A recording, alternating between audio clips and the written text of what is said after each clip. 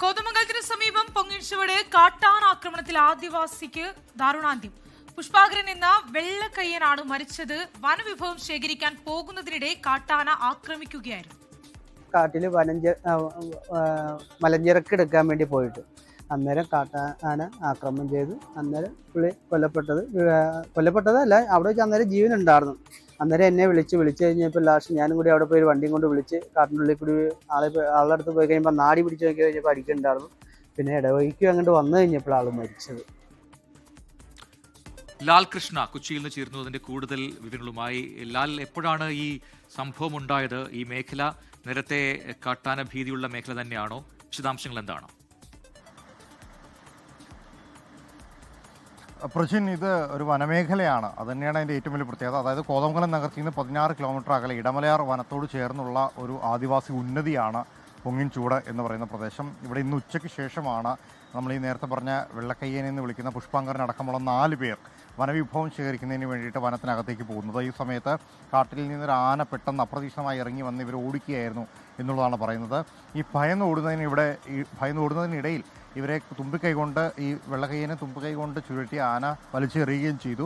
ആ സംഭവത്തിന് തൊട്ട് പിന്നാലെ തന്നെ ഇവർ ഉന്നതിയിലുള്ള ആളുകളുമായിട്ട് ബന്ധപ്പെടുകയും അവിടെ നിന്ന് ആളുകളോടൊക്കെ എത്തുകയും ചെയ്തു.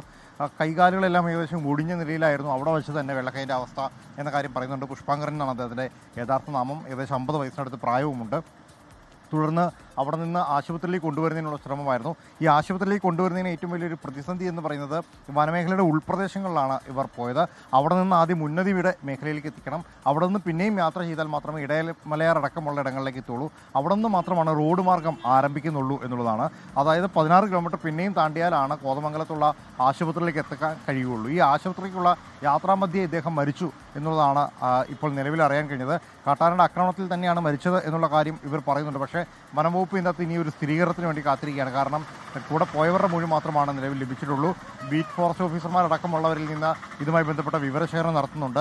ഏത് ആനയാണ് എന്നടക്കമുള്ള കാര്യങ്ങളിൽ അവർ പരിശോധന നടത്തുന്നത്. കാരണം ഈ കാട്ടിൽ സ്ഥിരമായി ജനവാസ മേഖലയ്ക്ക് സമീപത്തേക്ക് വരുന്ന ആനകളെക്കുറിച്ച് കൃത്യമായ വിവരം അവർക്ക് ലഭിക്കും. അതുകൊണ്ട് തന്നെ അത് ഏത് ആനയാണ് സ്ഥിരമായി വരുന്നത്, ഏതെങ്കിലും ആനകളാണോ എന്ന കാര്യത്തിലാണ് നിലവിൽ ഈ പരിശോധനയും മറ്റു കാര്യങ്ങളും പുരോഗമിച്ചുകൊണ്ടിരിക്കുന്നത്. അത് തുടരും എന്ന കാര്യം അറിയിച്ചിട്ടുണ്ട്. എന്താണെങ്കിലും ആനയുടെ ആക്രമണത്തിലാണ് മരിച്ചത് എന്ന സ്ഥിരീകരണത്തിന് വേണ്ടി പോസ്റ്റ്മോർട്ടം അടക്കമുള്ള നടപടികളിലേക്ക് കടക്കും. നിലവിൽ കോതമംഗലം താലൂക്ക് ആശുപത്രിയിലാണ് മൃതദേഹം സൂക്ഷിച്ചിരിക്കുന്നത്.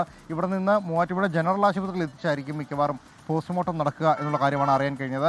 മരിച്ചത് 47-നും 50-നും ഇടയിൽ പ്രായമുള്ള പുഷ്പാങ്കരൻ എന്ന പേരുള്ള വെള്ളക്കയ്യനാണ്. ശരി, ലാൽ കൃഷ്ണയാണ് കൊച്ചിയിൽ നിന്ന് വിശദാംശങ്ങൾ നൽകിയത്.